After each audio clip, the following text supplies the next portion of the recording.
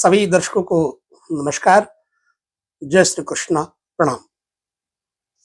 जन्म कुंडली में एक तो होता है जन्म कुंडली के अनुसार जन्म के ग्रहों का विचार, दूसरा होता है गोचर ग्रहों का विचार, जो कि बिल्कुल भिन्न पद्धति होती है।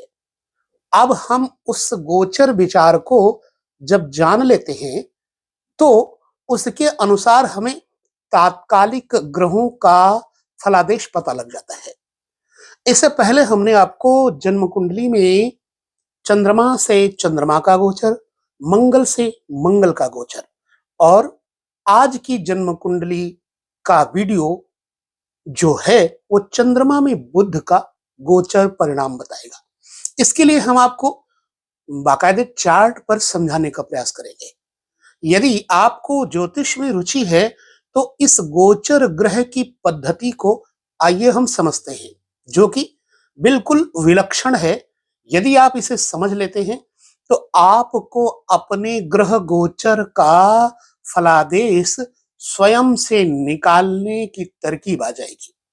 ठीक है, तो हम इस वीडियो में चंद्रमा को पहले बैठाएंगे एक मेष लग्न के चार्ट में। चूंकि मेष लग्न का चार्ट हम इसलिए लेते हैं कारण ये काल पुरुष की कुंडली है और काल पुरुष की कुंडली से हम जानने में सफल हो जाते हैं।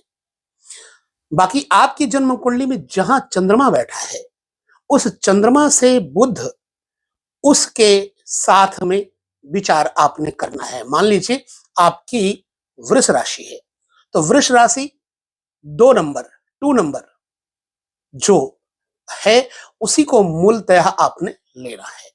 ठीक है, अब उस वृष राशि के अनुसार बुध लग्न में चंद्रमा के साथ या फिर चंद्रमा के दूसरे घर में, तीसरे घर में क्या फलादेश देगा।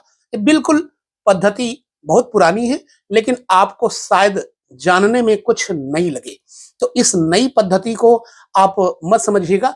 आप इस पद्धति को पुरानी ही समझिएगा, लेकिन जानने का तरीका आपको अब से सीखना है। तो अब हम चलते हैं आपको लेकर के उस स्क्रीन पर जहां पर चार्ट रेडी है। हम यहां पर देखेंगे यदि चंद्रमा से बुध चंद्रमा के साथ होगा जिस महीने में तो क्या परिणाम देगा, और बुध जब दूसरे घर में होगा तो क्या परिणाम देगा। ये बुध किस विषय को लेकर जाना जाता है आपको ये भी बता दूं, वाणी, वाक्पटुता, और जब आप कोई कंपटीशन देते हैं, कहीं पर टेस्ट देते हैं, कहीं पर बुध वाणी और व्यापार इत्यादि का कारक होता है। तो आइए हम चलते हैं, बुध को जानते हैं गोचर ग्रह के परिणाम कैसे देता है बुध। तो याद रखिए चंद्रमा लग्न से, जैसे कि आप यहां देख रहे हैं चंद्रमा बैठा हुआ है, अब ये चंद्र लग्न है। इस चंद्र लग्न से अगर बुध को गोचर फल का वो फलादेश देना हो तो कैसे देगा, हमेशा याद रखिए दूसरे, चौथे, छठे, 8वें, 10वें और 11वें, यानी कि दूसरे, चौथे, छठे, 8वें, 10वें और 11वें भाव में, ये हो गए भाव। अगर यहां पर चंद्रमा से गोचर वश बुध आएगा तो शुभ फल करेगा, और यदि और कहीं जाएगा बुध तो इसका परिणाम विषम होगा। जब चंद्र लग्न में यानी चंद्रमा के साथ यहां पर बुध आ जाएगा गोचर वश तो चुगलखोरी में समय व्यतीत होता है ऐसे लोगों का, क्योंकि व्यर्थ की बकवास करने का समय बुध चंद्रमा के साथ होगा तो देगा, और ऐसे स्थिति में जातक अप्रिय शब्दों का प्रयोग करेगा और धनहानि और बंधन का भय व्याप्त होगा अगर यहां पर बुध बैठेगा तो। एवं जब छोटे छोटे झगड़ों के कारण आदमी फंसा रहेगा उसमें तो उसको बोलना भी ज्यादा पड़ेगा। लोग आदर सत्कार भी नहीं करते, संबंधियों को हानि पहुंचती है। अगर यात्रा पथ में चलते हुए जातक का स्वागत भी हो तो भी अंततोगत्ता उसको आदर नहीं मिल पाता, यानी यदि चंद्रमा के साथ बुध बैठेगा तो। अब ठीक है, हम अगले दूसरे घर में चलते हैं। अगर दूसरे घर में चंद्रमा से दूसरे घर में बुध जाएगा तो यहां पर गोचर बस चंद्रमा के जाने से, चंद्रमा से गोचर बस बुध को आने से आनंद और धन एवं आभूषणों की प्राप्ति होती है और अपनी भाषण कला से मनुष्य अच्छा धन प्राप्त करता है, विद्या में उन्नति मिलती है, अच्छे खान पान खाद्य पदार्थों की प्राप्ति होती है तथा संबंधियों से भी धन की प्राप्ति होती है जब बुध चंद्रमा से दूसरे घर में जिस महीने में आएगा तब। अब बुध चंद्रमा से तीसरे घर में, यानी यहां जहां थर्ड लिखा हुआ 3, अगर इसमें बुध आएगा गोचरवश तो व्यक्ति डरा डरा रहता है। यहां पर चंद्रमा से तीसरे घर में बुध होगा तो उसमें साहस की कमी होती है, बंधुओं से उसका झगड़ा होता है क्योंकि ये भाई बंधुओं का घर है। हालांकि हमने यहाँ मेष लग्न लिया हुआ है तो मेष लग्न के अनुसार बुध इस स्थिति में सुगृही हो जाएगा तो फल अच्छा देगा, परंतु फिर भी चंद्रमा से तीसरे घर में गोचर के कारण बुध अच्छा परिणाम नहीं देगा। और वाराही संहिता में तो लिखा हुआ है कि तृतीय भाव में आया हुआ बुध मित्रों की प्राप्ति करवाता है, जातक भय के कारण भागता फिरता है। ये तो हो गया चंद्रमा से तीसरे घर में बुध का फलादेश। अब यदि चंद्रमा से चौथे घर में, जहां फोर्थ लिखा हुआ है, यहां बुध आएगा तो क्या परिणाम देगा? बुध अगर चंद्रमा से चतुर्थ में जाएगा तो धन की प्राप्ति करवाएगा। मां का घर है ये और मां का सुख प्राप्त होता है, जमीन जायदाद में वृद्धि होती है, अच्छे विद्वानों तथा भद्र पुरुषों से तथा उच्च पदस्थ लोगों से मित्रता बढ़ती है, घरेलू जीवन का सुख भी अच्छा मिलता है। अगर चंद्रमा से चतुर्थ घर में बुध आएगा तो वाहन, मकान, मां का सुख इत्यादि एवं अच्छी यात्राओं का योग बनाएगा जब आपकी जन्म कुंडली में चंद्रमा से चतुर्थ में गोचरवश बुध जाएगा तो। अब चंद्रमा से पंचम भाव, जहां फिफ्थ लिखा हुआ है, यदि यहां पर बुध आएगा तो क्या परिणाम देगा? चूंकि हम पहले बता चुके हैं केवल बुध चंद्रमा से दूसरे, चौथे, छठे, 8वें, 10वें और 11वें भाव में शुभ फल देता है गोचरवश। चूंकि जन्म कुंडली नहीं है, हम ये गोचरवश महीने के अनुपात से आपको देखना बता रहे हैं। बुध चंद्रमा से पंचम भाव में जब गोचरवश आएगा, यानी यहां पर आएगा, तो मानसिक पीड़ा देगा और विचारित योजनाएं सफल नहीं होती, पुत्र तथा स्त्री से झगड़ा होता है, आर्थिक रूप से परेशानी रहती है, अन्य स्त्रियों से प्रेम वार्ता तो होती है लेकिन प्रेम में असफलता प्राप्त होती है। अर्थात यहां पर बुध होने से यदि आपका कोई प्रेमी है या प्रेमिका है तो उससे आपका मनमुटाव होगा। यदि बुध चंद्रमा से छठे घर में जाएगा तो क्या प्रतिफल देगा? क्योंकि छठे घर में बुध आएगा तो अच्छा फल पहले ही बता चुका हूं कि होगा। छठे भाव में जब गोचरवश बुध आता है तो धन और अन्न एवं उत्तम वस्त्रों की, कपड़ों की प्राप्ति होती है, अच्छे मनोरंजन में मनोवृत्ति लगती है, अच्छे पुस्तकों को पढ़ने का स्वअवसर प्राप्त होता है और शत्रुओं पर, क्योंकि छठा घर शत्रु है, सभी लोग इसको जान ले, छठे घर में जब बुध होगा चंद्रमा से गोचर में तो शत्रुओं पर विजय प्राप्त होगी, वाणी के साथ बढ़िया प्रभाव बनेगा, सभी लोग जातक का मान सम्मान करते हैं, शारीरिक और मानसिक सुख प्राप्त होता है, लेखन तथा वाद्य कला में भी सफलता प्राप्त होती है। ऐसा यदि चंद्रमा से छठे घर में बुध होगा तो। अब हम सातवें घर में चंद्रमा से बुध को देख लेते हैं। सातवां घर पत्नी का, पति का, कलत्र का और वह व्यापार जो साझा व्यापार होता है, पार्टनरशिप होता है, उसका घर है। ठीक है, तो ये सप्तम घर।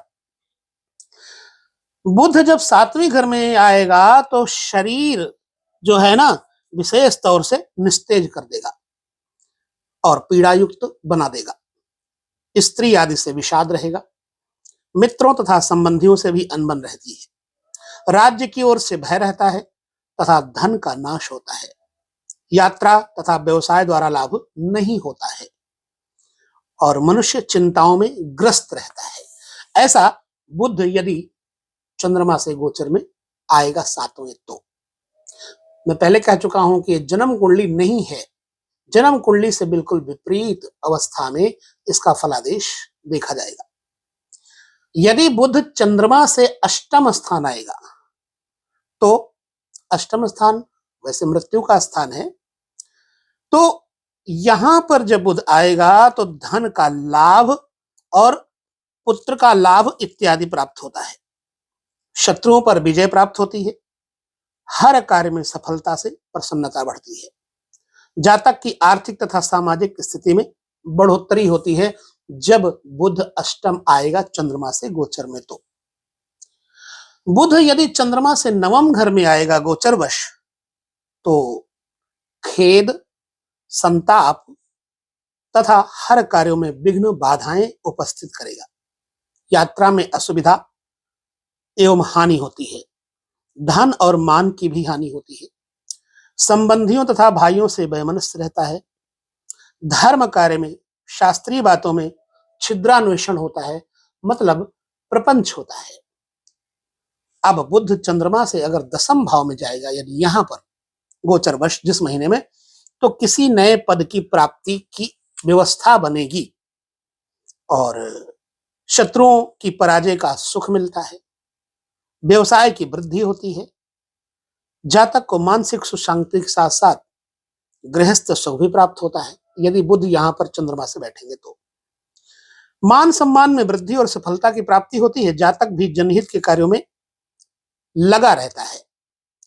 अब बुध से चंद्रमा यदि 11वें घर में आएंगे यानी एकादश भाव जो कि आमदनी का भाव है, तो क्या फल होगा?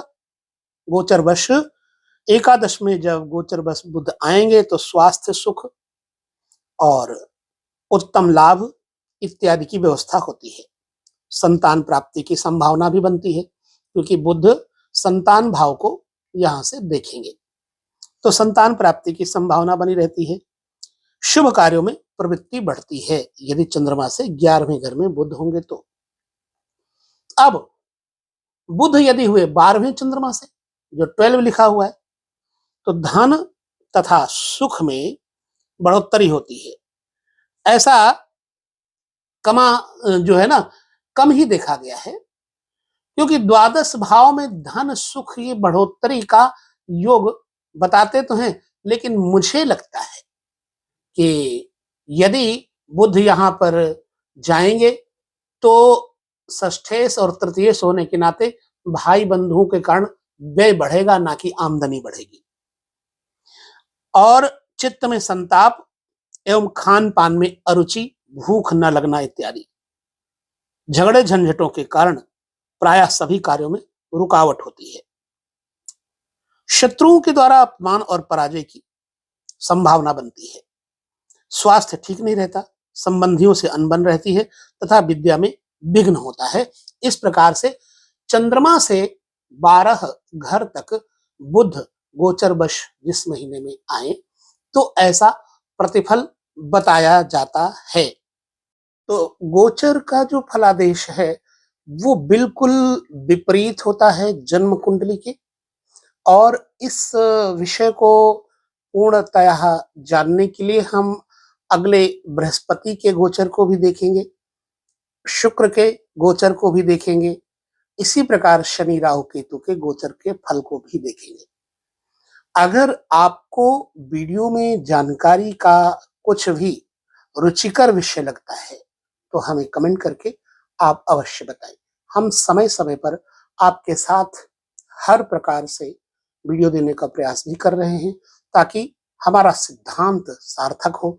ज्योतिष परिप्रेक्ष्य में जो हम बराबर आप लोगों के साथ वीडियो बांट रहे हैं उसका लक्ष्य निर्धारित यही है कि आप लोगों को ज्योतिष के बारे में जितना जानते हैं उतना बता सके। जरूरी नहीं है कि हमारे विचारों से आप सहमत हो, परंतु जरूरी ये है कि हम कितना जानते हैं उतना आपको जानकारी है तो ठीक, नहीं है तो और ठीक हो जाएगी, और है तो धन्यवाद।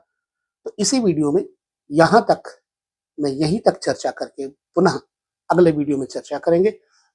मैं पुनः मिलूंगा, तब तक नमस्कार, जय श्री कृष्णा, प्रणाम।